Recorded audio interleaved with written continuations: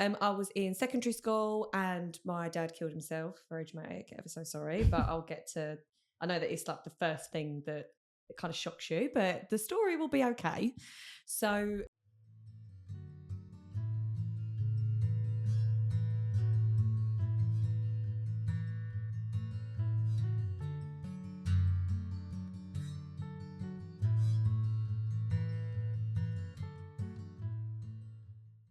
Hello everyone and welcome back to the Truth of Grief podcast. As always, please don't forget to like, comment, share, subscribe, as it means the absolute world to us. On today's episode, we have a very, very, very special guest, my best friend. Would you like to introduce yourself? Hi everyone, my name is Bethany and I am evidently the bestie. I have been invited to sit on this podcast to talk about my grief and kind of like my day to day, because I deal with it on a daily basis anyway through work. So it's just a good thing for kind of us to chat about how I manage that, and hopefully you resonate with that. Nice. I know, great, isn't it? I was made for this. Yeah, better than me. I was made for this. Yeah. All right, so take me to the beginning. Why are we here? Okay, so why are we here for you, or why am I here? Why are you here? Why am I here? Why am I in your presence? Why? Okay, so sorry, I'm squeaking. Do apologise.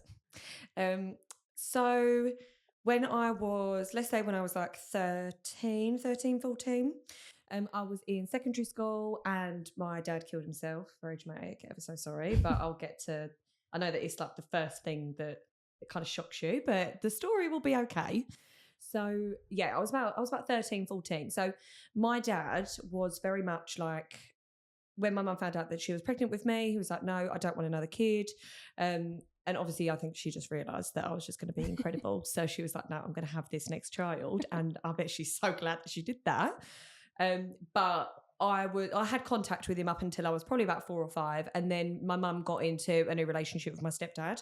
If you're watching this, hello, Rick. But outside of that, I didn't really see him from kind of the age of about 6, 7, until I was about 12, because what does that take you to? Year 8.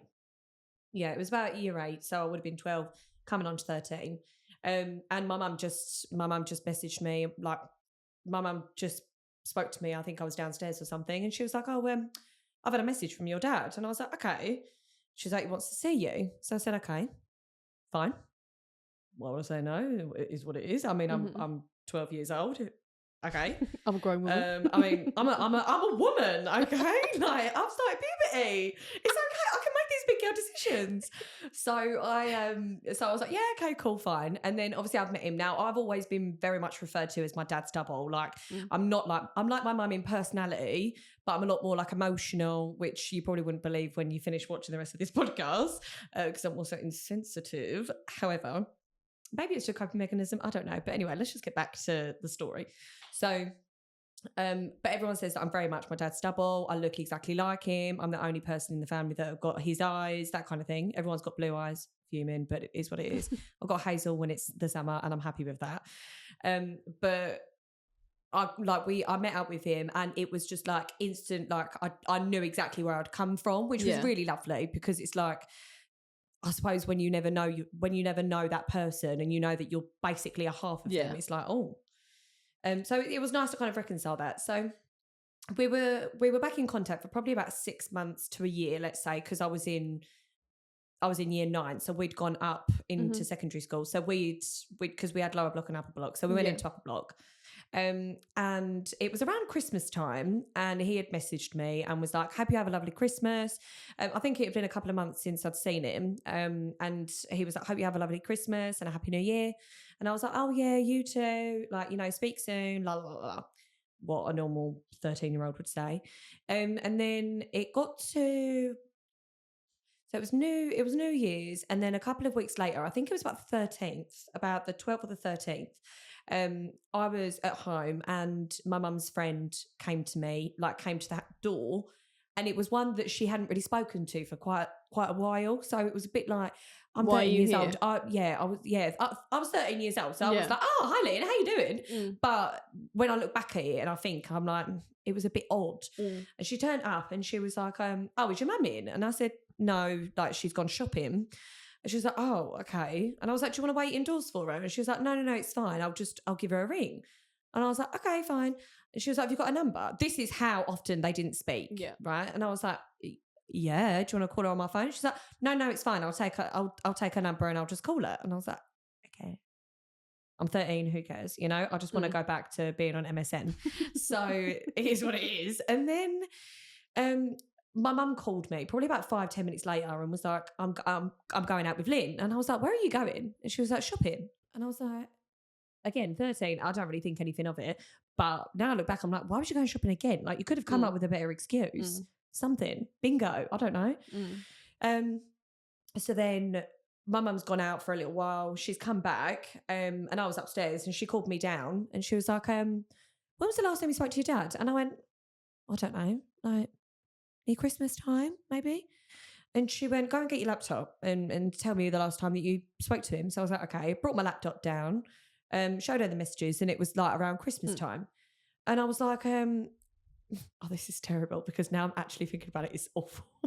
But she looked at the messages and she was like, oh, and I was like, why? Even with like the facial expressions, like, why?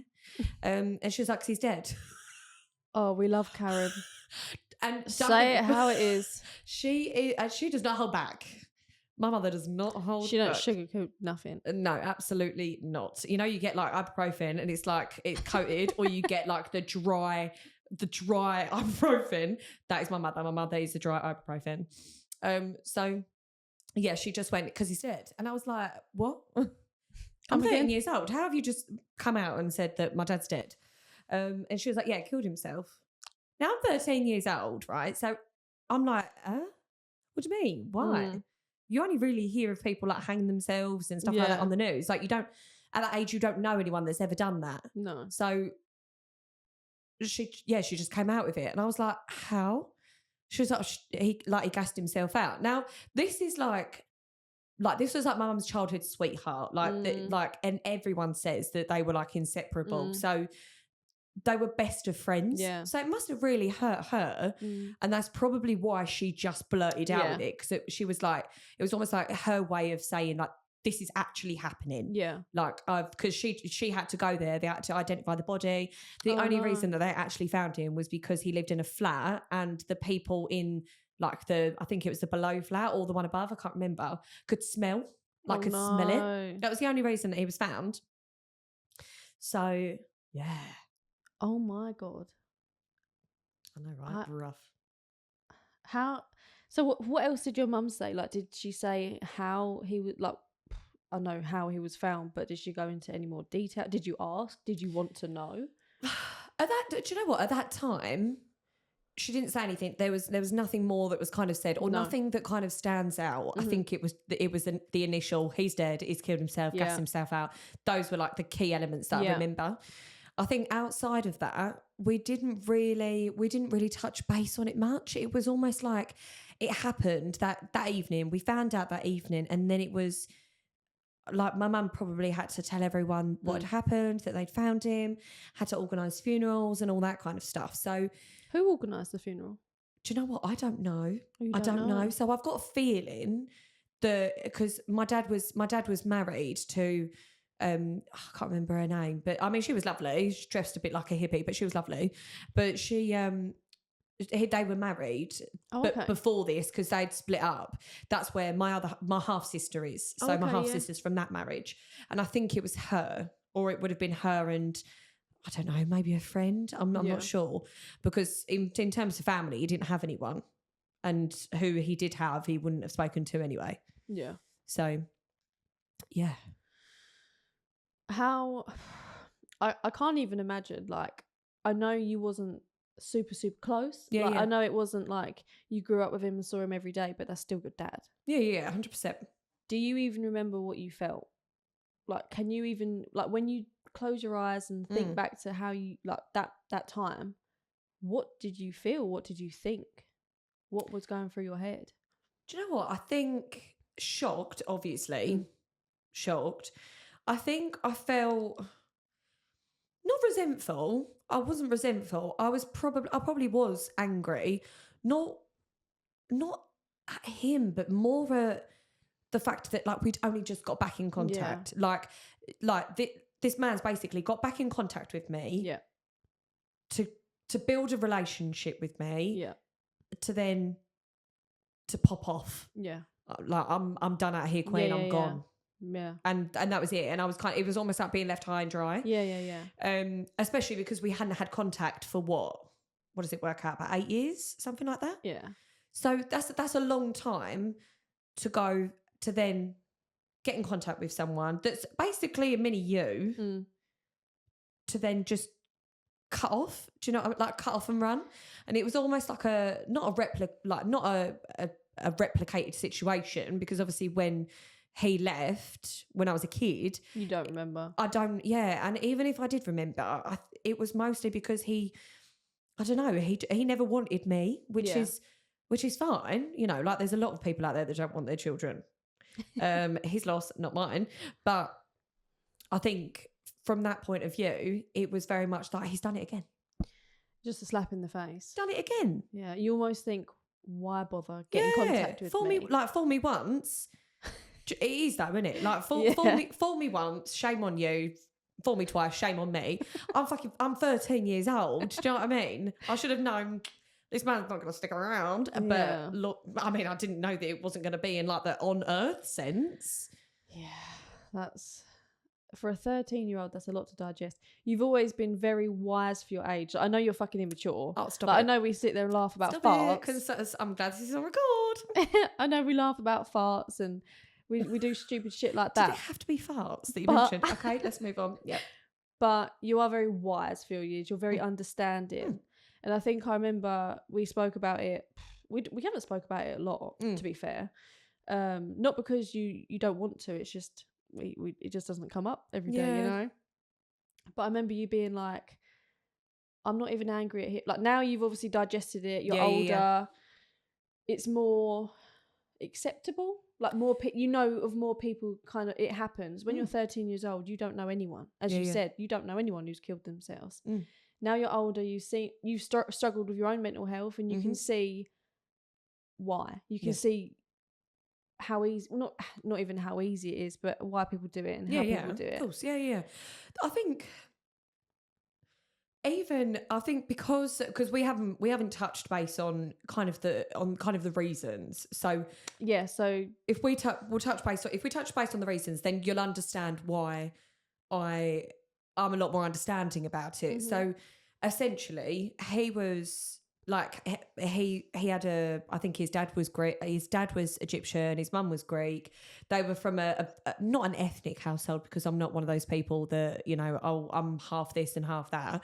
But it was a very different upbringing. Yeah, very different upbringing. And he had a brother who also killed himself. But I didn't ever meet him, so that didn't have too much of an impact on me. But and he previously tried to commit suicide a few times before, which I didn't know about. My mum knew, but yeah. So I think that's another reason why she probably wasn't as shocked. I don't know. Probably because not that she was expecting it. You never expect that, but it's more because it's because someone's tried it and tried it and tried it. It's like the boy who cries wolf, isn't it? And you never really realise that there is actually a fucking wolf behind you. But yeah, so he had a brother, and he had like his mum and dad, but his dad wasn't really around. And his mum was like an abuser, like sexually with both of them. Rough. He wrote me, Becky, my mum, Stacey, my half sister, and Becky's your sister by your mum, just to clarify. So I don't have any full-blooded sisters. Yeah. My sister's dad is in prison for murder, so obviously my mum is not the best at picking them. But you know, she gave birth to some good kids, I guess. We're not all a product of our environment, so just to highlight that. So yeah. he wrote letters to all of us, and he Yeah. explained all of it in there. And my mum gave them to us probably a week before the funeral, just so that we were kind of prepared, Right. because his mum was going to be there, and my Right. mum didn't have the best relationship with her, obviously, for those you reasons. never met her? So I'd never met her before. Well, I had, but when I was baby, Yeah. we're talking like 1, 2, 3 years Yeah. old, baby. So yeah, there was that.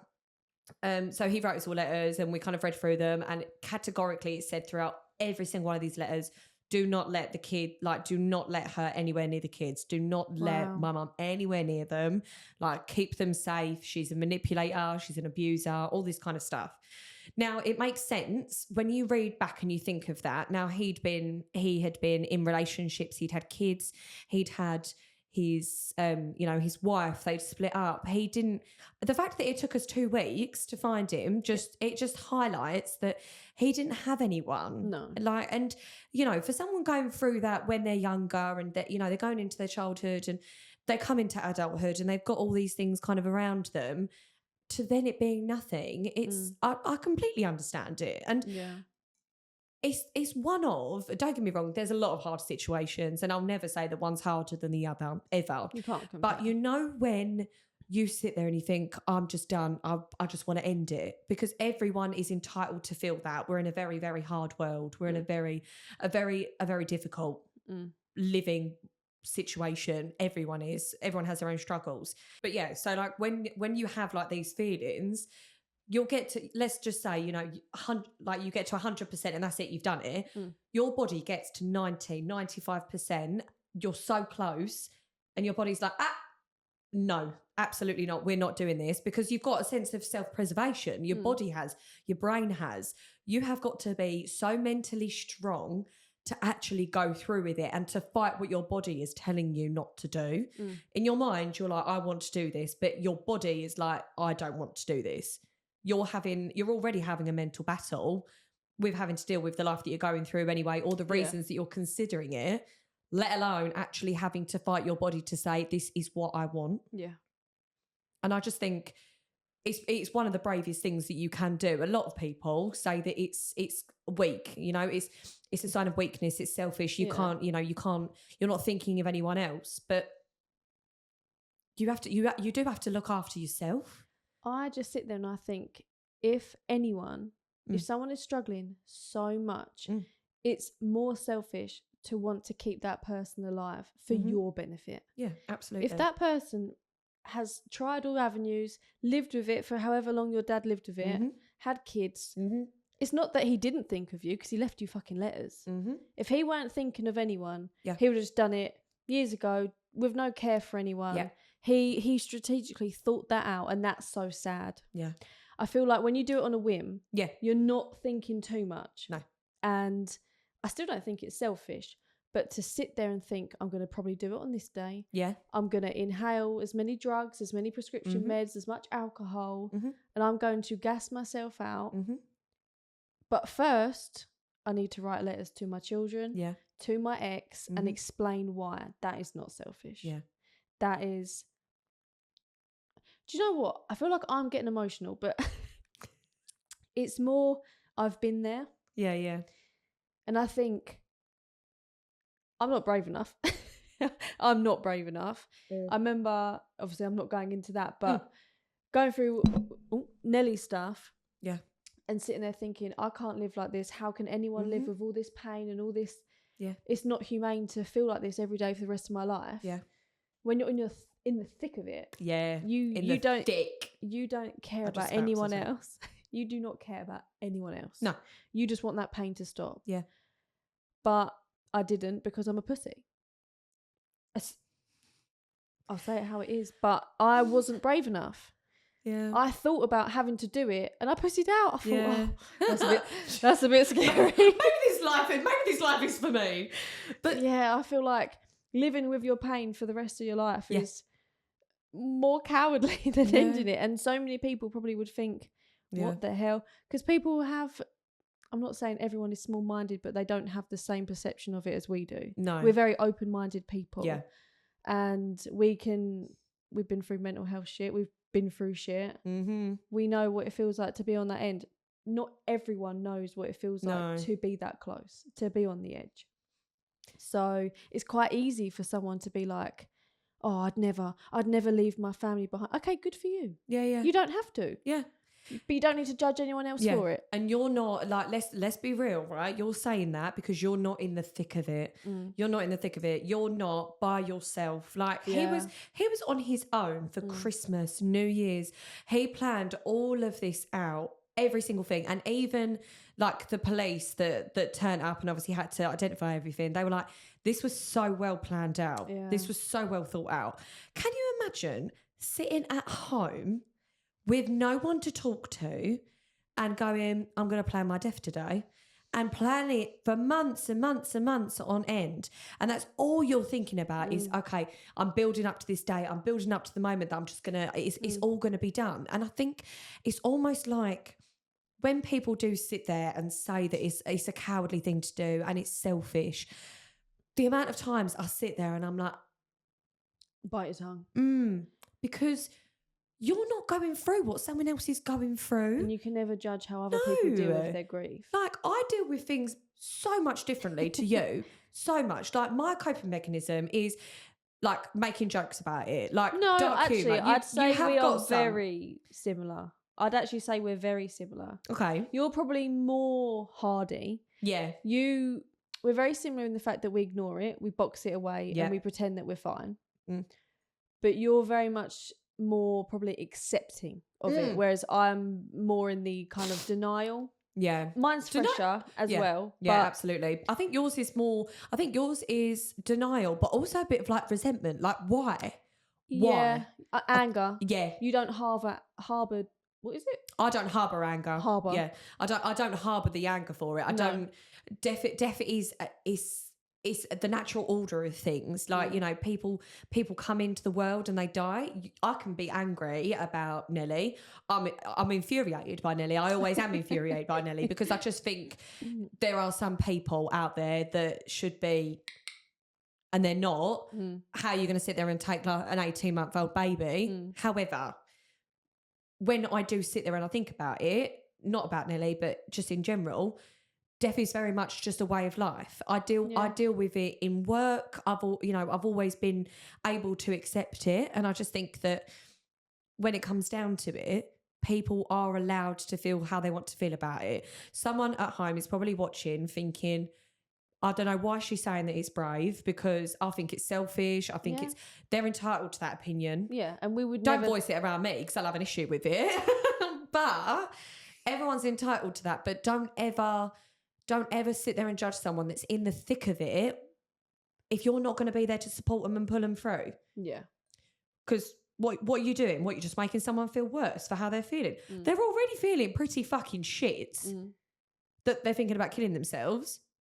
Why are you going to try and make them feel worse? Kick a dog while it's down? We don't do that. We like animals. I know. It is mad that everyone has a different brain. Some people might even sit there and listen to, I agree with what they're saying, but I don't agree with that part. And again, everyone is entitled to their own opinion. People could even be sitting there thinking, my dad killed himself and I didn't feel like that. Okay, again, good for you. Yeah. We're not here to tell you how to grieve. You're not here to tell us how to grieve about our situations. Like, it's just life, and everyone deals with everything differently. Yeah. I think, like, in terms of, like, if you think about it, right, so I'm like a carbon copy in terms of personality and my mum is like, she's angry about it. She's like, you know, she's resentful towards Does she him. think it's selfish? Yeah. Oh, she does. She does it all the time. Obviously, like, you know, we try not to have these conversations because she's moved on. You know, she's been married for 20 odd years. Like, you know, that was very much it was a close of a gate. It was an end of a story for her, but she'd already built other chapters and her story's going to carry on. And but she's angry. She's angry and she's resentful, and she says that he's selfish. She's probably angry for you though, not even for her. Yeah, she's probably angry because she thinks you're her baby. Yeah. So she's got to sit there. Hope you're watching this, Becky. She's got to sit there and think, well, he's hurt my baby at the end of the day. Yeah. And she's Mama Bear. She is. Yeah, she's Mama. She is mother. Jesus Christ, I've never met a woman like it. I But know. I'm lucky. And her name's Karen. What a life. She hasn't got the same haircut as me though, so it's not like terrible. But yeah, but this is what I'm saying. Like that was her first love. Like he was Yeah. her first love. So she sorry, Rick. so it is what it is. But she has every right to feel how she's feeling. She has every right to be angry and to be resentful and to feel like he was being selfish, because from her point of view, that's what she thinks. That's how she feels. I hope, and I do hope, because I've healed from it. I have healed from it. I've accepted and I've understood how he was feeling, and I've looked at the situation and I've gone, what could I have done for him? Yeah. I couldn't You have was done 13. Yeah. Like I couldn't have done anything for him. And even if I could have, and I did everything that I could, and he still made that decision, at least I could sit there and be like, I did everything that I could. Mhm. Some things are out of your control. As you know, you are covering in every single episode, you don't choose to grieve. You don't choose to go through a situation that's going to cause you grief. It's just how you manage it and how you can move on with your life. Because sitting there and keeping all of these feelings and everything cooped up and not accepting something is only stopping you from like just bettering and having like a good life. You don't want to be thinking about this kind of stuff all the time, do you? So you're getting emotional. I'm so proud of you. But no, I just feel like grief is a horrible thing. No one should have to go through it. But day in and day out, you can go through it. But it's just how you push forward. You've got a good life. You know, everyone's got good things in their life. Just focus on that. Just thank you for just being so open and honest. I feel like there's probably people out there that are listening thinking, I want to get to her point one day. I want to be matter of fact. I want to accept it and I want to process it and I want to live my life not focusing around my grief. So my question will be, how do you get to that point? What have you done or what have you learned? What would you tell someone who might be in your position or anyone's position in grief that are finding it really difficult? What would you say to that person? I would say that, as cliche as it is, time is a great healer. Mm-hmm. It really is. Time is a great healer. I think you just have to, you almost have to take yourself out of how you're feeling. Take yourself out of how you're feeling. You know, if you still think that if they were being selfish, stop being selfish for a minute in yourself. Take a step back and look at the bigger picture for them. Imagine being them. Whatever was going through their mind, it was validated for them. Mm-hmm. And you might have looked at it in a different perspective, but they were a different person to you. You're not them, they're not you. So it's just about understanding. Are you building up again? Because no. Okay, good. You just speak so well. It's just about, I think it's just about understanding. I think go through your grief, go through your angry stages, go through they're selfish, be resentful, do everything that you have got to do to go through those stages. But time is a great healer, and understanding will really help you kind of overcome those barriers and overcome those mountains that you're going through. Because right now, you know, there's a mountain in front of you and you don't know how you're going to get over it, and you think that I'm on the other side of the mountain, but there might be another stage in front of that mountain that you've got to overcome, and it's just time. You can't just jump over a mountain. You've got to climb it. Yeah. So I just think and just have a little bit of like, just give yourself a little bit of grace. You're allowed to feel what you're feeling. Yeah. But if you want to be like me, which I hope you all do, you just have to give yourself time. Give yourself just give yourself inner peace. You want inner peace. Allow yourself to have that. And they wanted inner peace. Yeah. And we all need inner peace. Oh, everyone like Kung wants Fu inner Panda. peace. Inner peace. I'm so sorry. You can cut that if you want. I think we might keep it. No, I feel like that would be my advice. My advice would be time is a great healer. Try and have a bit of understanding and let yourself go through the motions. Yeah. Because you'll get there. If you need to scream, if you need to break things, if you need to argue with people. Preferably not something expensive if you are going to break something. If you need to whatever it is, as long as it's not overly harmful to yourself. Yeah. Like me and Connor went down the alcohol route, for example. Yeah. Not good long term. Yep. Short term, it's what got us through. Yeah. I'm not advocating to become alcoholics or turn to drugs, but if it is going to get you through that day, yeah, and you're doing it in moderation and you're just using it as a coping mechanism, fine. You just have to be mindful of relying on it like for a long time. So that's why I would probably say do all those things. Yeah. Get a therapist. Talk to your friends. Do meditation. Like, I know a lot of people who do go down the meditation route because they need to just zone out. Yeah. They need to take themselves away. They need 10, 15 minutes of their day to just think about nothing. Just listen to. Yeah. Maybe we should do some ASMR. Actually, do you know another thing that I would say? Yeah. Find something that connects you with that person. So like, essentially, because I was very much a carbon copy of my dad. Yeah. We both have massive problems with our ears, or he had problems with his ears. But, you know, it was past tense, present tense, future tense, whatever. But we both have problems with our ears, but we both love music. So music. Do you feel connected to him sometimes? When I listen to music. Yeah, or when I watch Twilight. Well, I watched Twilight. So when we first got back in contact, he was always very like tech savvy, which is weird because so is my stepdad. So I feel like my mum had a type. She had a type. But it was during the process of when Twilight was like coming out. So he had downloaded, I think, Twilight, New Moon, and I think he was coming to Eclipse. We obviously didn't make it to Eclipse, but you know. So sorry guys, I told you dark humour. So he downloaded those for me, and so like sometimes I will sit there and I'll just put Twilight on, and it's nice. Like, it's not like I consciously sit there and go, I'm going to put this on because it's going to make me think about my dad, but somehow I just do find comfort in it.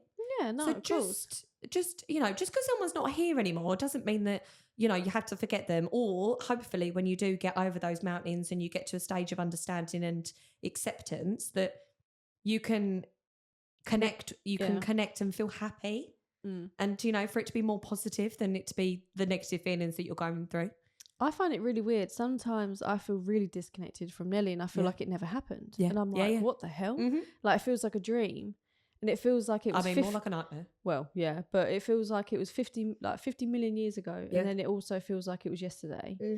But sometimes when I'm crying, which doesn't happen often, like I really don't cry a lot because I don't let myself get to that point. I just, no, I'm not going to think about it today. No, I've got other things I've got to do today. Deflection. But then when I really get going and I'm really crying and I feel connected to her because I'm feeling that grief. Like it's raw, it's in my throat. I feel like I'm going to be sick, but every single fibre of my body feels like she's like with me. Yeah. So have that cry. Yeah. Yeah. Have that cry. You will feel 10 times better after. You might have a headache, but you will feel 10 times better. I mean, a post-cry headache is something else, but it's all part of healing. Yeah. You know? So, yeah, I'm absolutely here for it. If you need to scream or you need to cry or, you know, you need to break something that's inexpensive, then, you know, go ahead. But you're very much still here. You're going through this pain. However you need to cope with that, like you said, whether it's alcohol or drugs, we're not encouraging it, but everyone has coping mechanisms. Everyone has different ways of dealing with grief. It's just about highlighting the ones that may benefit you more in a long term rather than short. Yeah. The problem is sometimes when you're in the thick of it, you're not thinking about long term. No. And that's probably when people do take their lives is because they're not thinking long term. Or on the flip side, they are thinking long term and they think, I can't do this long term. Yeah. I'm off. I'm out. I'm going to opt out. Thank you so much. Yeah. So the thing is with grief, it's so contradictory. Yeah. yeah. It's never like, it's not a straight line. No. It's not 1 to 5. It's like 1 7 9 8 4 6 1 7 4 9 2 3, and you're like, I can't catch a break. Yeah. And the thing is as well with grief, you might feel like you're making loads of progress and you're getting by. You'll get a smell. You'll hear a song. Something will bring you right back to the beginning. Yeah. but you've got past the beginning before. Yeah. You will get past it again. Yeah. It's just you got to ride that wave. You have got to ride that wave. And it's hard. It's rough. So fucking hard. It is rough as arseholes. And it doesn't matter what grief you're feeling, whether Yeah, you've lost a friend, whether you've lost a husband, a dad, a child, a grandparent, or not even a dog. A dog. Oh no! When we lost Hunt, now that's a different type of grief. That is for a different episode, guys. To tune in, but that was the worst. That was probably the worst. Actually, I can't say that because I've lost my nan as well. But that was like next level grief. I had to go to work after. Awful. We stayed there that night, and she was just snuffling. We can't go into that right now. I'm going to the vet. Stop. I'm sorry. All right. Yeah. Anyway, but yeah, you're entitled to feel how you're feeling. Ride the wave. Mm-hmm. Ride the wave. Climb those mountains, because at some point you won't be climbing mountains anymore. You'll be walking up molehills. You'll be crushing molehills. You'll be like, but done. I've already done that. Been there. No thanks. See you later, ants. Bye, moles. Yeah. You'll get there, but time's a great healer. So bringing it back, because we get sidetracked. We're a couple of yappers. I think it might be quite good to talk about an experience that you had when we was at school. Mm-hmm. So do you want me to just quickly give a brief and then you explain what happened, or? No, you're fine. I'll just go into you go then. So obviously after it had all happened and after the funeral, I was at school, and they obviously put me in for counselling. I had to go into counselling. And it was very much, the 7 stages of grief and all of that. And I'm like, oh yeah, great, this is wonderful. But obviously they give you like a pass to say like, I can leave class if I'm just, feeling really overwhelmed, which you shouldn't really give a 13-year-old, because that was all the time. I did not want to be in class. But there was a couple of classes where I'd be sitting there and I'd be obviously just listening, and then I'd like zone out. I'd black out. You dissociate. Yeah, just like it's like I have a lot of blank spots after it happened at school, and like talking, like obviously we've spoken about it after, but it turns out that like I was almost having like this not psychic episode. It's like an out of body experience. But it was like an out of body experience where I would say like I've seen my dad, and like I'm gonna go to my dad, and I'd obviously it was very dramatic. Pardon me. It was obviously very dramatic of me, because I am very dramatic. But apparently I'd like run out of class. I'd run onto like the field and say that I could see him, and like I was talking to him and stuff, and. Like, I mean, I'm a Pisces, so obviously I'm very like into like, spiritually, I'm a very spiritual person, but I blacked out. I don't remember any of that. And I think because I've coped with it so well, and obviously we've discussed how well I've managed to kind of get to a point where it's acceptance, there are also very much blank spots of like when it happened and after it. So I do definitely feel like my brain has locked out some bits to be like, you don't need to know that. Yeah, I remember we were sat in humanities and you were sitting on the table. Me and Bethany have been friends for a very long time, by the way, so just a preference. We were sat in humanities just listening to fucking Miss chat shit, and all of a sudden Bethany swung her chair out. When I say she pegged it, she was running like Usain fucking Bolt. Yeah, and I've always been a big batty girl as well. Yeah, so her badonk must have been. It must have been our run. It was doing its thing. So, and I was just like, where the hell is she going? Anyway, you run. All of a sudden, you're just on the field with your arms were up, like, Dad, where are you? I was like, what the fuck? And you got to remember, we was 13. I've dealt with a lot of death in my life, like too fucking much. Yeah. So I knew what happens when people died. Obviously, they weren't coming back. Yeah. But I also knew that it obviously affects people differently. But I remember sitting there thinking, what the hell is she doing? Like, get inside. And I remember there was like 4 teachers like around you, going, come on, Bethany, Bethany.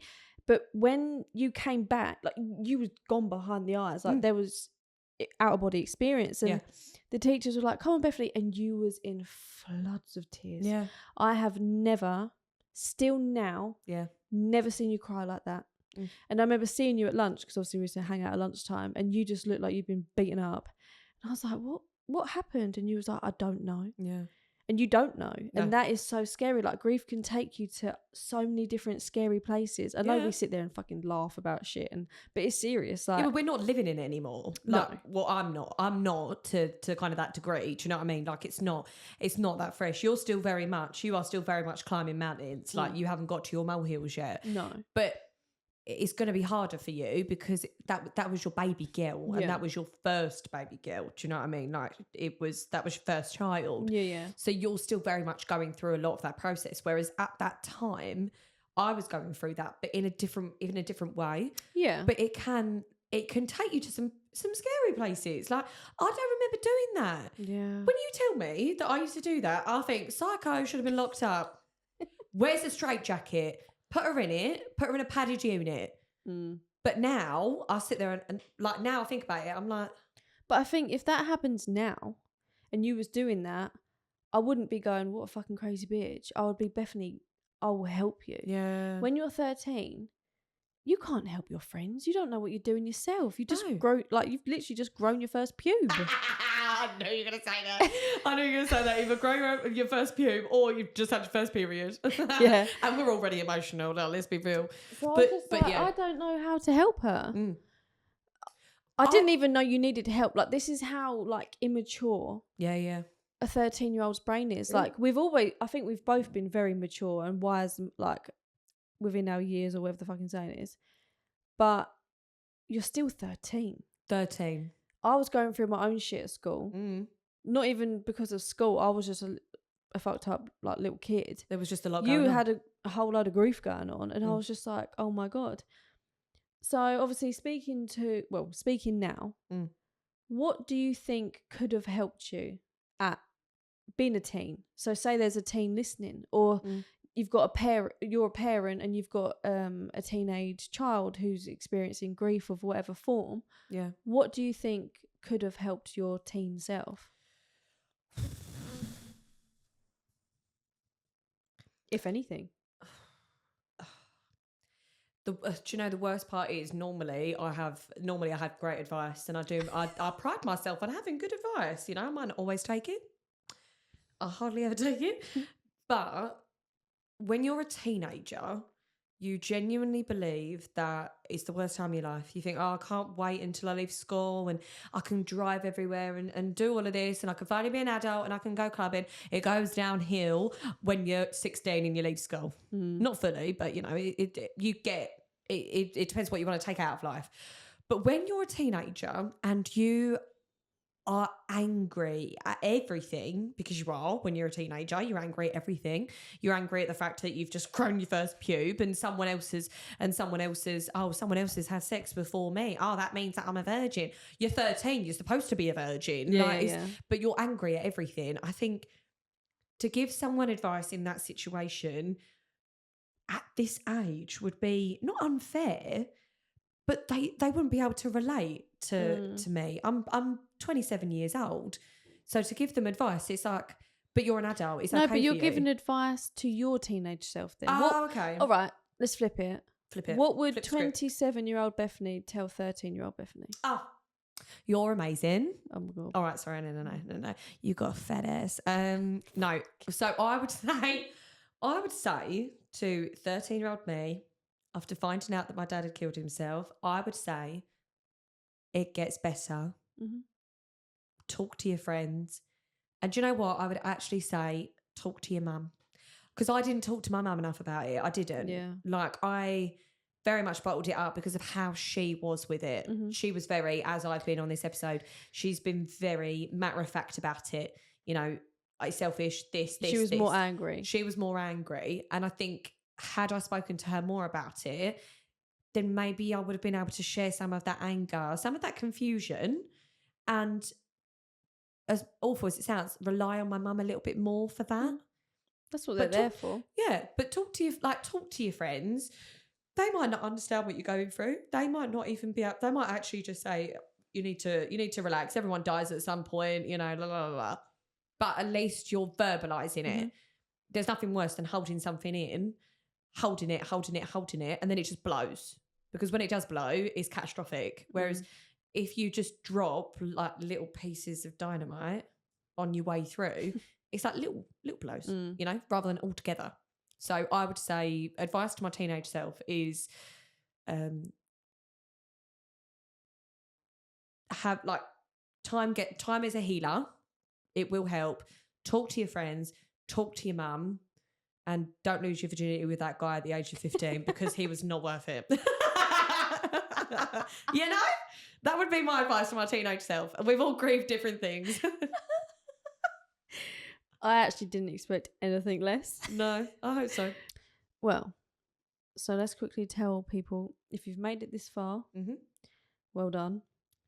But we did just want to quickly clarify, we do laugh, we do joke, we do probably come across as heartless or just rude or whatever it is, and that we just take the piss out of everything. But that is just how we are as people. Yeah.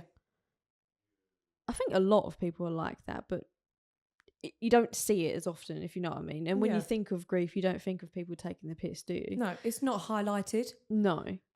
It's not highlighted. I just wanted to say, it's not that we don't care, it's just this is how we deal with it. Yeah. And it is okay to laugh and joke and be sad. Yeah. We've laughed in this. Yep. We've taken the piss in this. We've cried in this. Yep. And that's exactly what life is. It's up, down, constantly. And and that's it. It's the I think it's just like you said, we've laughed, we've cried, and believe it or not, we have actually done this. Let's say stone cold sober. We've only had one glass. Yeah. Because believe it or not, 45 minutes is a long time. But we have laughed and we've cried, and you know we've made light-hearted jokes and you know and things like that may not seem appropriate to some people. However, I feel like it's been the perfect embodiment of what grief can be. You have good days and you have bad days.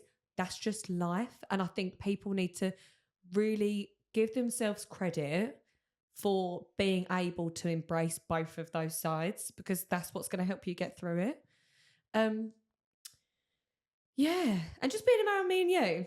Around me and you is obviously going to work treat. So. Amazing. To wrap this up completely now, we've got a new thing, so we ask our guest a question. Oh, shit. So, have you watched any of the episodes? Yes. How do you find the pod? What do you think about it? I think that for someone like me, I find it quite serious. Mm-hmm. And I think the reason is because I think everyone has probably realised, if they have made it this far, is that I try to very much look at everything in a positive light. I try to make a laugh and a joke out of things. I like to crack a few jokes and here and there. That's how I am. That's how I deal with it. So I think from my perspective, I look at it and I'm like, I can't relate to too much of it, because I think, I don't know, it doesn't. I will quickly preference for if anyone else feels that way. Yeah. I'm not butthurt, by the way. No. I know you're not, which is why I said it. No, it's the first episode was purely obviously Nelly related. Absolutely. And I mean, there's no lightheartedness that you can really do. No, but not all episodes are gonna be like that. So if anyone's listening who might feel the same, and again, everyone's entitled to their own opinion. It's not all going to be serious. Like, there will be some episodes where they might not be as serious topics, or not even that. Like, that sounds terrible, but that person doesn't feel so affected by it. Yeah. Do you know what I mean? Like, Connor needed to tell his story the way he needed to, and that was his outlet. And a lot of people might agree. Yeah. Whereas you're doing your outlet. Yeah. And you're trying to crack jokes because that's how you get through it. Yeah. So we need the controversy. Controversial. We've spoke about a controversial topic, but I think it's more the variety. You need the variety. You need serious. You need not so serious, and you need kind of unserious. Yeah. You know, because you are going to have people that are serious, unserious, and like mid-range serious, you know? Yeah, 100%. Because hopefully you have got all those different types of people watching. You've got someone that's freshly going through grief, and we're talking fresh, And they need serious. and they need the serious. Then you might have someone that's kind of halfway, you know, they're still maybe a little bit angry, a little bit resentful, but they're just about overcoming that. And you can go to the middle. And then you've got someone like me that's got to the acceptance. I'm like, why are you guys taking so long? Come on, get to where I am. It's great over here. Yeah. And hopefully they can then sit there and be like, okay, I've listened to the serious and the unserious and the kind of middle ground. Maybe if I go to someone that is freshly going through grief, maybe I'll be able to support them because I've watched all of the different episodes and I can see how you kind of get from one stage to the end. Maybe they can help kind of push that and bring the motive to them a little bit more. Yeah, the thing is with grief is that it's just one big community, and not every person's story is the same. Yeah, absolutely. Like there are many people that have lost children. Doesn't mean that it's the same story and they feel exactly the same. Yeah, feel similar. Yeah, and you can resonate with that person and think, oh, "That's me, sister. I feel like that too." I feel you, honey. And then there's going to be times where you think, I don't really feel like that, but I can appreciate that why they do. Or it might, as you said, open people's eyes and think, maybe I've been thinking about it wrong. I need to think more like Bethany. I need to be more open-hearted about it. I need to not take it so seriously, because you did at the beginning. Yeah. It's only now, That's what I'm saying, 14 years later. Time is a healer. Yeah, no, 100%. And I think going back to your question and kind of how you finding the podcast, I think that although not all episodes are going to resonate with me, that the podcast in itself is a really, really, really good thing. I think it's brilliant. I think it's been a way for you and Connor to be able to tell your stories about your grief and to almost kind of not help yourself along in the process by being vulnerable, but also allowing other people to see that someone else is going through that. And I think it's really important for people to be able to understand and to kind of be able to relate to someone, whether it's me, whether it's you, whether it's Connor, whether it's Kaylee, or, you know, whoever. It doesn't matter. As long as someone hopefully relates to someone on this, you've done your job. You've done what you set out to do.